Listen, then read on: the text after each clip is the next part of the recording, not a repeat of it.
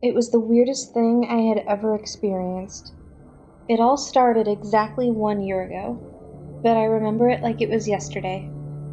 I had to be at work at 6 in the morning, which I liked because we usually didn't get too many customers until closer to 9.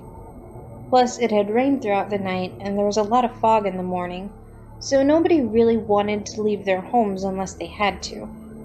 On top of it all, it was also supposed to rain all day, so we weren't expecting too many customers. It was dark, which also meant people didn't want to drive unless they absolutely had to. I love nighttime driving for this very reason. It feels like the whole road belongs to me and nothing else even exists.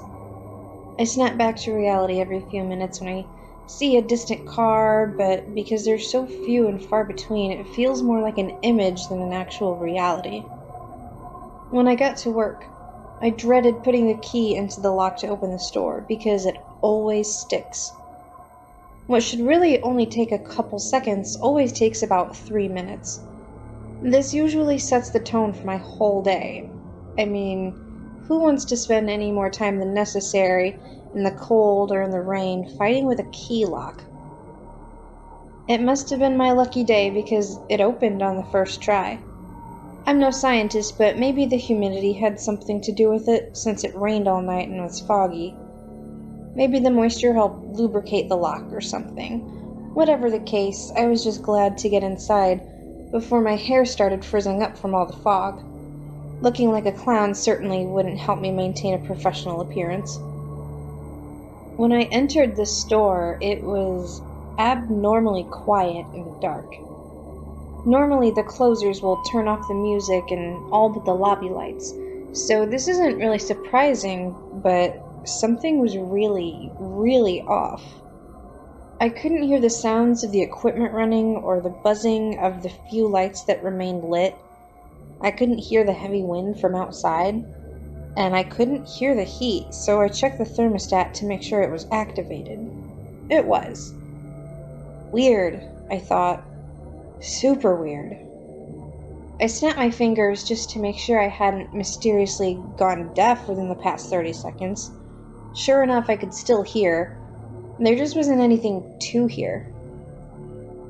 I had everything organized in the store by 8 o'clock, and was ready for customers before 9. Still, not a single one. What's even weirder is that I hadn't seen any cars on the road from the store window. I mean, I know the weather was weird, but seeing 0 cars, as opposed to a few here and there, is unheard of. I don't know why, but it really bothered me. And not in the sense that I was lonely or anything, quite the contrary, actually. I liked having mornings to myself. I'm not really a sociable person in the sense that I try to chat people up, but I do enjoy conversation with people I already know. I was expecting my first coworker, Sarah, to arrive in less than 15 minutes, but she was usually early by 5 minutes or so. Right at 5 till, she called.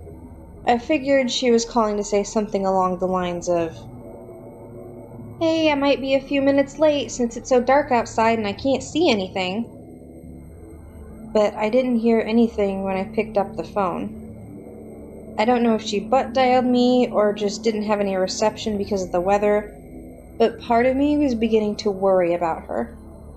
Since there wasn't much I could do, I told myself to remain calm, and if she ends up being late by 20 minutes or so, then call someone.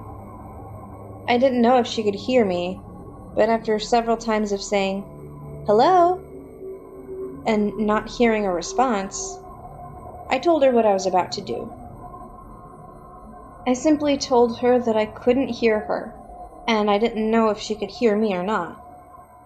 I instructed her to call line 2 if it's an emergency, and that I would see her when she gets here if she's just running late. I then hung up. I didn't hear the phone ring again, but the light on the phone did start flickering as if someone was trying to get through. It was brief, and I only caught a glimpse of it from the corner of my eye, so I wasn't certain if it was line 2. I looked in the direction of the phones, but the light had gone away. I was incredibly nervous. I just remember how I kept thinking that something bad might have happened and she couldn't get a hold of us. I wasn't sure what to do. I tend to worry excessively, or so I'm told, but nothing that severe has ever happened to anyone in my place of work. I could feel my heart pounding through my chest, and my stomach turning to stone with worry and uncertainty of when or even if I should investigate. Sarah eventually came to work, but I didn't recognize her at first. Although I'm not sure why, it wasn't as if she was hiding under a hoodie.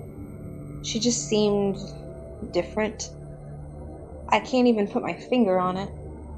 You know how sometimes you meet someone and they later reveal they have a twin, and you meet the twin later and don't immediately realize it's their twin, even though they're identical?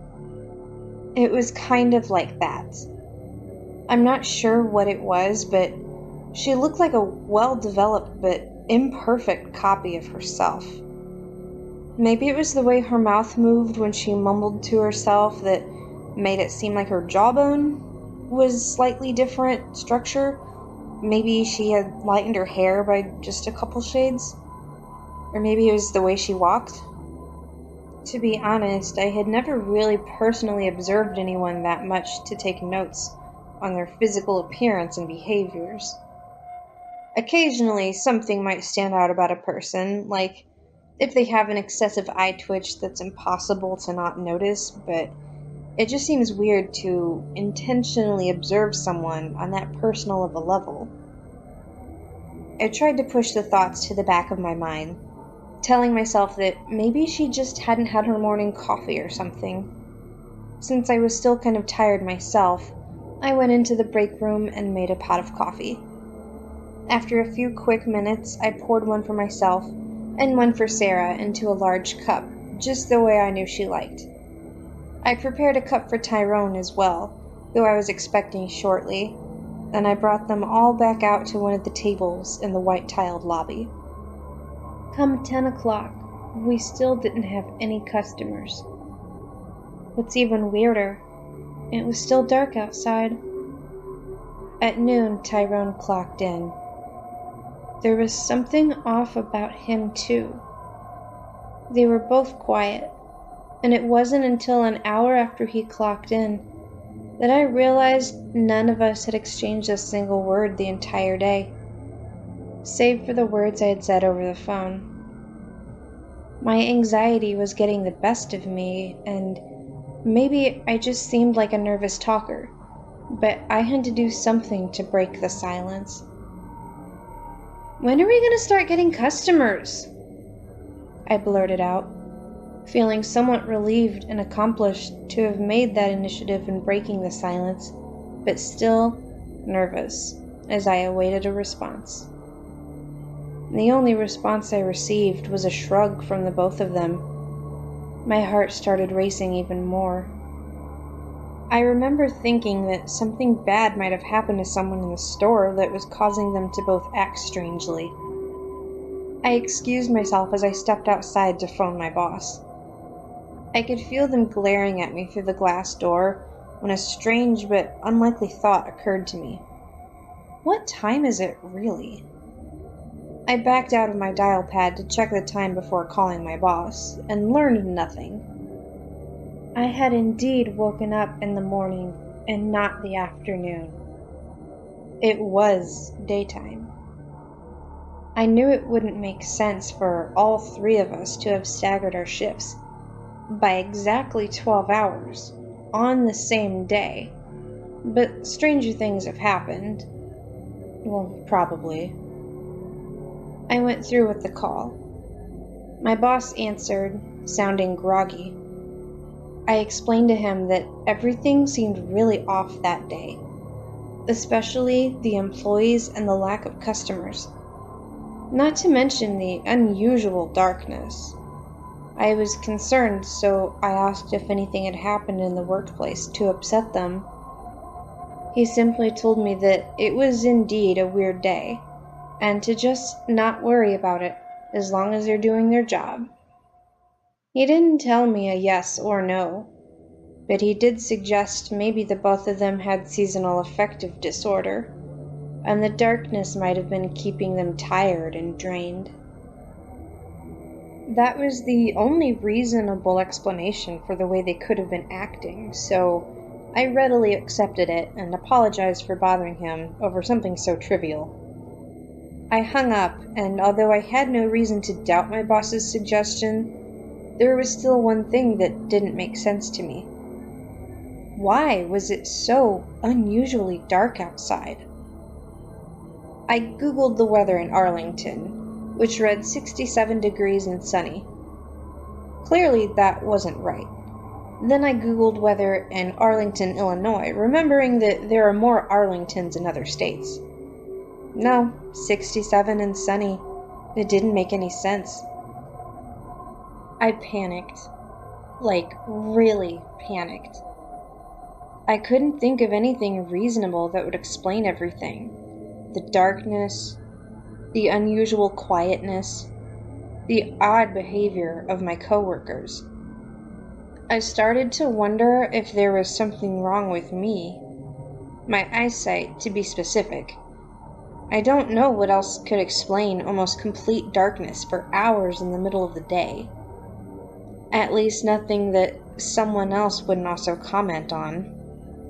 Solar eclipse, sure, but this had been hours. Extreme pollution in the atmosphere that blocks out light? I don't know if that was possible, but it had to be.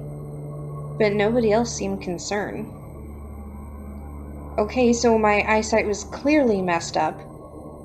I looked at everything within sight from every possible angle, thinking maybe my upper line of vision was lacking, and that's why only the sky seemed dark. That couldn't be right, though, because I could easily notice the ceiling lights when I opened the store. What the hell was going on? I quickly realized that not only had I made an unusual and questionable series of gestures outside to nobody, but I could still feel Sarah and Tyrone glaring at me, probably wondering what in the world I was doing. I glanced over my shoulder and saw them immediately look back down at their current tasks, counting the registers and dusting the display shelves. I guess they didn't want to be awkward either. I put my phone in my back pocket and went back into the store. The silence. It was killing me. I could practically hear the internal sounds of my body, like my heart beating and the blood coursing through my veins over the dead airwaves. On my way back into the building, my phone fell out of my pocket. I bent over to retrieve it off the floor, and on my way back up, I hit my head on the table where I placed all the coffee. As if I wasn't embarrassed enough, before stepping outside and moving about frantically to check my sanity, spilling 3 large cups of coffee all over the clean floor, and my hair, certainly didn't help. I was petrified, not out of fear or embarrassment, but out of irritation. I needed a moment to collect my thoughts before doing something stupid, like crying or screaming. After what felt like an eternity, I wiped the hot liquid that was dripping down my forehead onto my sleeve, and I went to grab some rags and a mop. Those two were watching me the entire time. Even when I wasn't facing them, I could still feel their gazes, and at this point, it was pissing me off, and I wanted to just send them home for being so weird. I wanted to scream at them, like, "Don't even act like you've never spilled a coffee before." Instead, I told myself I only had a couple more hours to deal with them, unless they chose to leave early, which at this point I didn't think would hurt anything. We had 0 customers. There were 0 cars on the road. There was 0 sound, and by now the fog had accumulated so much that there was 0 light outside. Couldn't even see more than a car's length in distance, and that was probably only because of the light emanating from the building. Streetlights all seemed burnt out, and I couldn't even see the sun or moon or stars or anything. So much for sending them home early, even if they wanted. They'd die on the road for sure with this low visibility. And as much as they were pissing me off with their staring, I still didn't want them to get in a wreck and die. I don't think I'd ever forgive myself if that happened. As I cleaned up the last bit of spilled coffee from under the table, I noticed that some of it had spilled into the cracks between the tile, near the supporting leg of the table, and the mop wasn't getting it up. I knew my boss would chew me out if it attracted bugs, so I grabbed the rag I used to clean the tabletop and just started scrubbing the floor underneath. I moved the table forward just a couple of inches so I could get the entire area, and noticed something weird. The tile the table was on was different. It sounded hollow when I pushed the table back. I lightly tapped the edge of my phone on this tile and the ones around it for comparison. This tile really was different. I also realized how quickly the coffee had dried up and solidified, and I found myself scrubbing tiny droplets that didn't seem to want to come off. I then felt a tap on my shoulder and nearly jerked back, startled to see Tyrone pointing at the clock. It was already time to go. How odd that we didn't have any customers for the entire day, and yet it still went by so quickly. "You guys can go, I just have to finish cleaning this," I told him as I continued scrubbing. "We'll get it next shift. You've been busy all day," Tyrone told me in a whisper with a dead look in his eyes. I don't know what it was, but he looked menacing. I felt like he wasn't going to let me finish cleaning, as if there was something they didn't want me to see. I also realized this was the first thing either of them had said to me all day. By this point, I just wanted out. I wanted out of the store, out of the situation, out of this day. It was all too much for me to handle. I was half expecting to have a psychotic breakdown and wake up in a hospital. So I nodded my head as if to signify to Tyrone that I had zero interest in whatever was around the table. Or under. "Thanks," I whispered, trying to not make it obvious that it was still in the back of my mind. Sarah and Tyrone were both gone before I had even gathered my belongings. From what little I could see in the parking lot, their cars looked gone. However, I wasn't taking any chances in that fog. I only lived a few blocks away. It'd take maybe an hour max to walk home. It was probably 40 degrees and I had a sweater, so I grabbed the store flashlight, left a note explaining why I took it, and hurried on home in the darkness. I was still nervous, so my speed walking made me just sweaty enough to not be uncomfortably chilly. About halfway home, I felt something weird. You know that feeling you get when your entire body pulsates to bass, or really any loud but low sound? Yeah, it was kind of like that. Exactly like that, actually. I could feel it, but I still didn't hear anything. It was scaring the crap out of me. I began walking faster, and I was beginning to see the end of my street. It was just a few more minutes uphill, and then I'd be home. Then within a matter of seconds, I was beginning to hear the noise that was making my body resonate. It was like thunder, but it was different.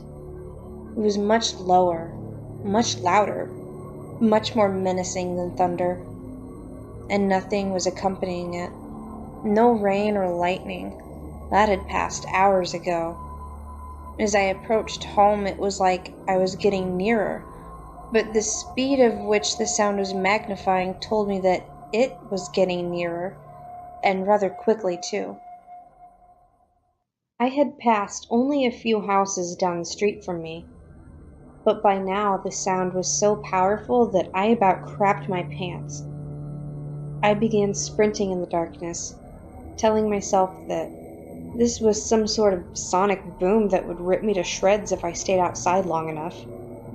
And my pets, they must have been scared out of their minds hearing this. I was starting to worry more about them than myself.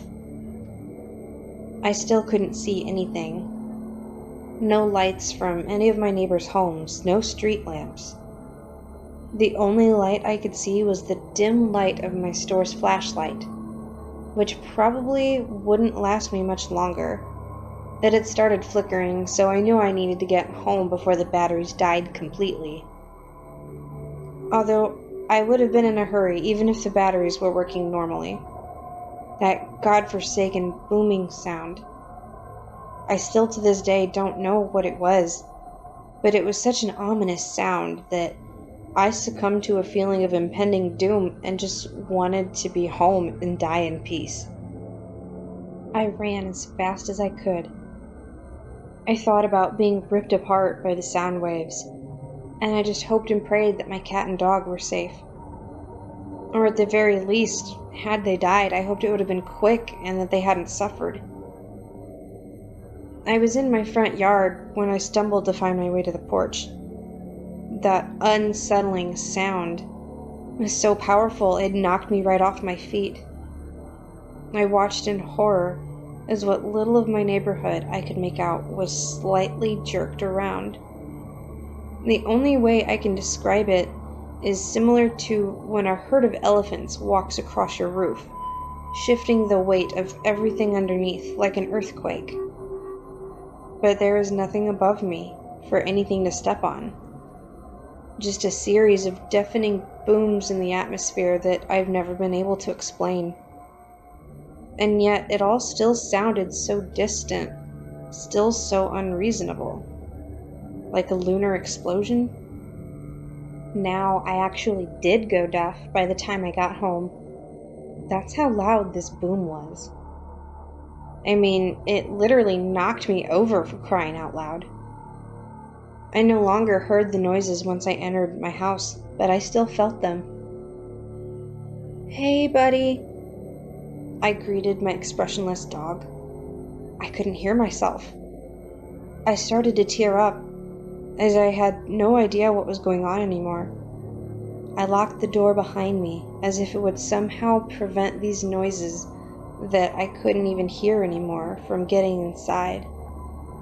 I sobbed instantly and uncontrollably as my hand ineffectively swiped the light switch, and I dropped to the floor like jello, with my back against the throbbing door, asking myself a million questions.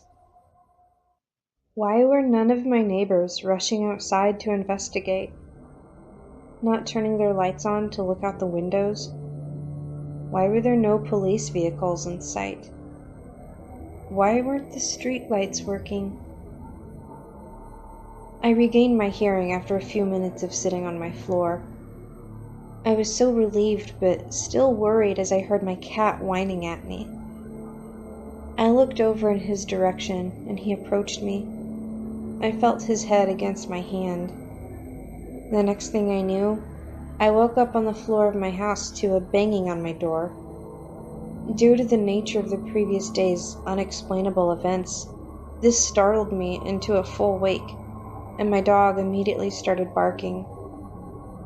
I quickly silenced him and opened the door to greet two police officers standing on my gray-fogged porch.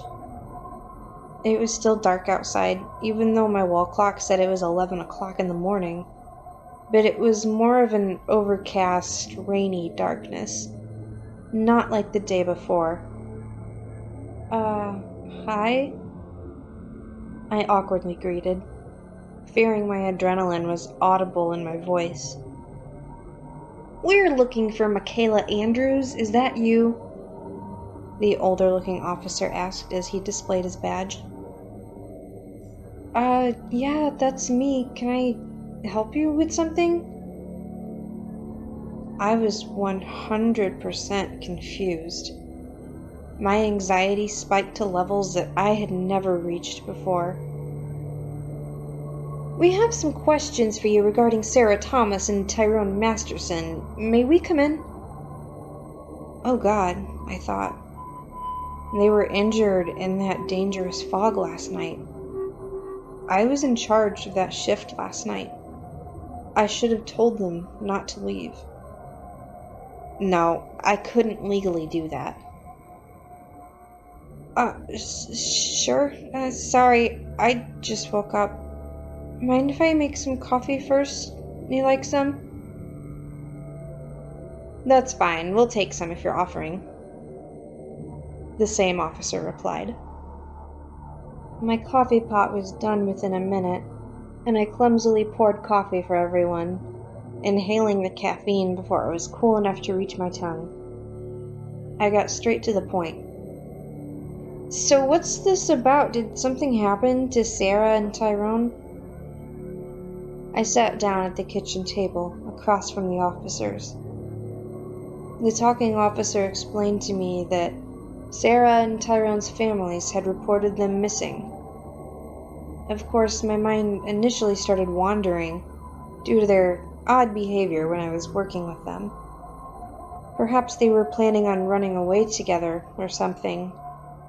I'm not really one for office gossip, but there was a rumor going around that they were secretly dating. From what I heard, Sarah's family was extremely racist, so there's no way they would have approved of their relationship. Running away together didn't seem so far-fetched now, if this rumor was actually true. I was so deep in thought over this possibility that I didn't know how the conversation progressed really, but he told me something that didn't make sense and it snapped me out of everything. He said they were reported missing before our shift. When I assured him that they were in fact not missing at that time, he gave me the strangest look, and he told me that couldn't have happened because we were closed yesterday. This man clearly had his days mixed up because our store only closes on Sundays, which he seemed to already know. I reminded him several times that today is Sunday.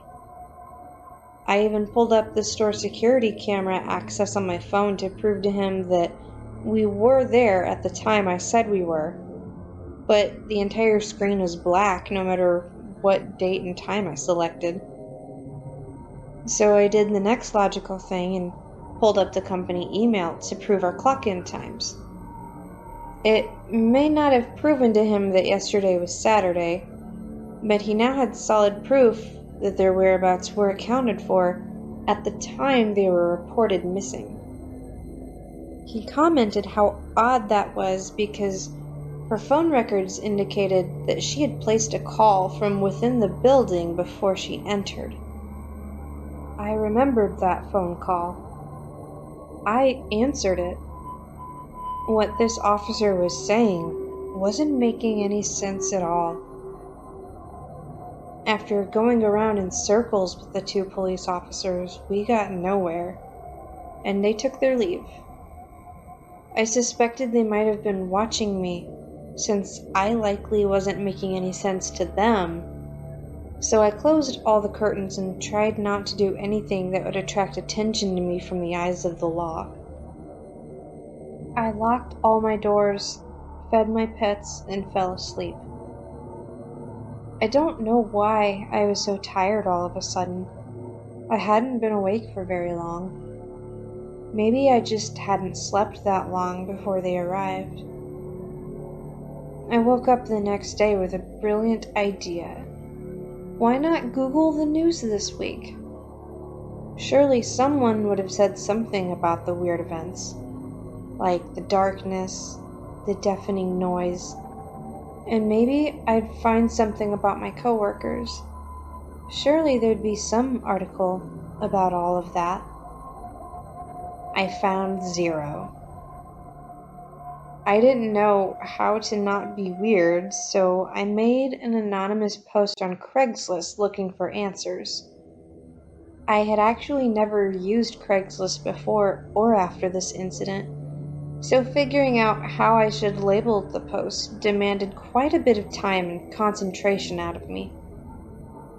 I posted, "Was anyone else around during the silent storm?" I didn't know what else to call it, and it certainly wasn't silent near the end. I immediately regretted posting it, becoming paranoid that the government would come after me. I know it doesn't make sense, but my line of thinking wasn't exactly rational after everything I had just experienced, and I'm sure you would agree if you had experienced the same. I waited every day for a response that never came. I'd check my email multiple times every single day, hoping to find at least one response email, but there were zero. Over these past few months, I started slipping out of this routine. I eventually started checking my email only once a day. That turned into several times a week, then once a week, then once every other week, then once a month. I haven't checked it in over 30 days now. Like I said, this all started exactly 1 year ago, so I'm sure you can imagine how shocked I was this morning when my phone made an unfamiliar sound. I glanced at the screen and I caught a glimpse of something that caught my interest. It read, "Survivor replied to your..."